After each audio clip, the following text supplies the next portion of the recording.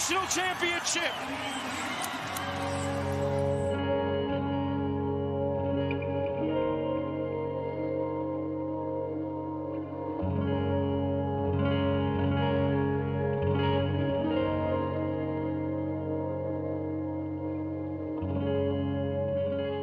I always teach my players to be the best version of themselves, so I have to model that.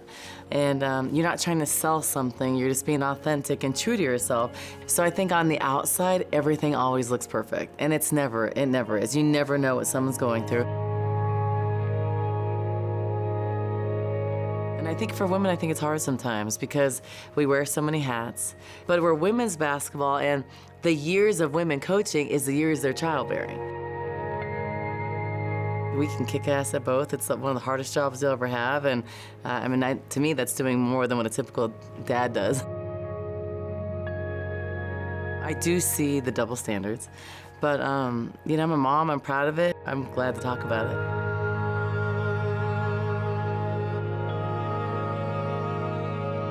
I announced my pregnancy like on a Monday, I think at my radio show.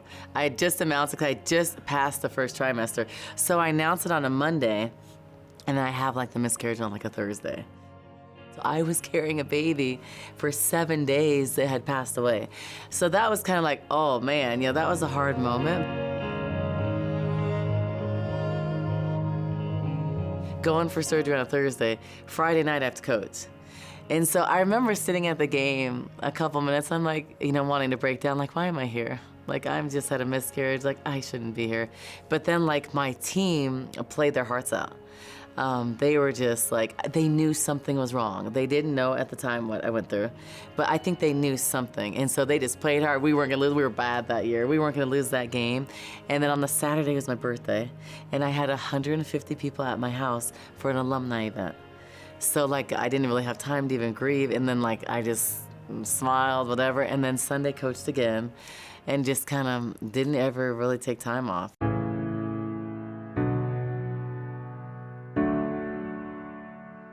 So there's like 150 women. I talked about the story, but in an intimate setting to all those women. And then there was women like crying because so many women in the room have gone through that. And I didn't really understand how many people have gone through that. I was just sharing my story as a working mom. And then there was a writer in the crowd there. So then it became public for that. But I didn't care. I was kind of like, it is what it is. Like, that's what happened. Women across the country and like across campus, they'd come up to me crying like, I went through the same thing. Like so many women had like, and no one talks about it because it's a hard thing to talk about, but it's like so common. And I'm like, this is real. And like you, probably in that room, when we sit in this room as players, I bet you half of them will go through it. And so I think that's another thing I do for the players. They see behind the scenes stuff, and then they see me put on the face out in the public, and I think that's something they can learn to be resilient. Because it is hard balancing all those things, but if it's easy, it's not worth it. I was scared to death. I was like every day like, okay, am I still pregnant or not? Like it was scary. I was 43, turning 44. There was a 5% chance to get pregnant. Like I was like, and I was like killing it.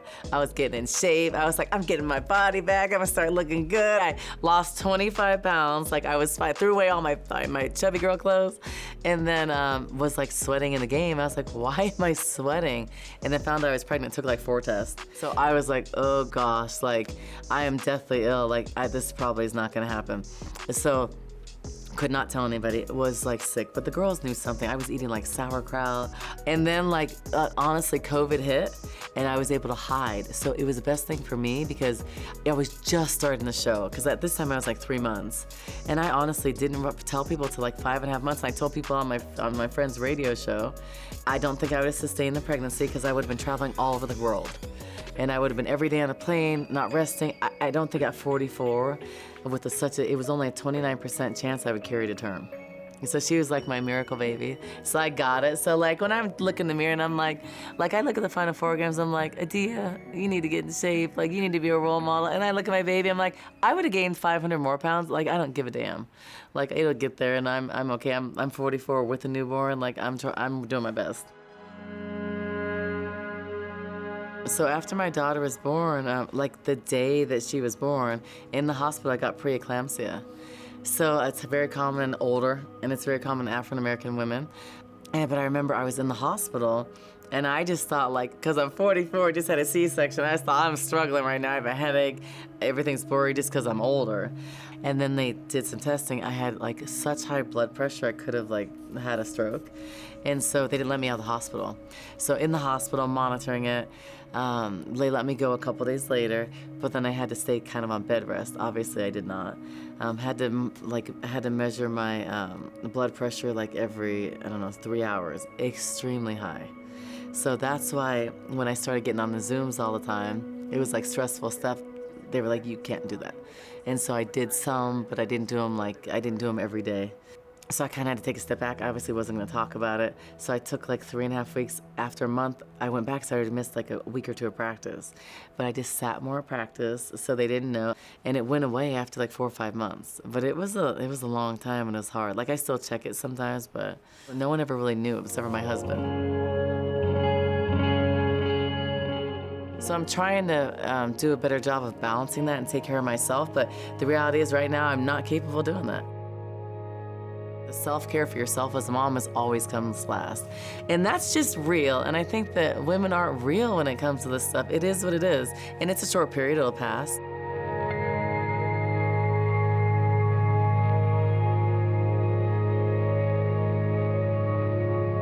Normally, I would pump right before the games, so then during the games, I'm not in pain. Like those of you that have pumped before or breastfed, you know, like after a couple hours, your boobs are like up to here and you feel like you're like gonna explode. So there was media obligations before the game, so I didn't really have time to pump. So I went through the game, I was like, oh, I'll be okay, because I was like, I'm so stressed out, I'm probably not gonna even have a lot of milk, because it was a stressful moment, you know, the biggest game in my life. And so during the game, I remember feeling like, ooh, I don't want to like have my shirt wet with milk in front of 5 million people or more. So I was like, I need to pump for 5 minutes at halftime just to kind of relieve the pressure and just real quick. So I go in there and pump while I'm talking to my staff. They were used to it by then. Boobs everywhere all the time. And so I walk out and I was like kind of late. So Holly asked me a couple questions. She didn't know, obviously I didn't tell her. And then someone was like, yeah, she came out really late. So I think someone behind me in our organization said, yeah, she had to pump. And then I go out there, and then later on I found out she said it, and I wasn't mad. She said, I didn't really care. Like I wasn't embarrassed about it. I was just like, I have to do it, sorry. But it's not something I wouldn't have told anybody. But that was my reality, so it like went viral. I didn't even think it was that big of a deal. So I just was like, yeah, like everybody has pumped, and like, I didn't even it didn't ever register. I was more worried about the milk on national TV. I wasn't worried about the pumping part. I was more worried like, I do not want wet stains here. I would like die. I think that it made it real. So many women talked about it. I'm like, wow. So many women have gone through that, or they haven't had a place to do it, or they've been in a crunch and need to do it for a meeting. So it was so relatable. And so I think that was good that we just brought attention to it. It makes me feel good that I think that I attracted some audiences that probably wouldn't have watched. So I think that was cool. And I think it was cool that I brought recognition to stuff that I didn't even know it needed that much recognition. So and it's cool that people chose me to be a voice, or if I can help the next woman, or help someone accept their assistant, let her breastfeed, or let her go and pump for 20 minutes. I think that if I'm supporting women and helping change, then I'm happy. It's a blessing.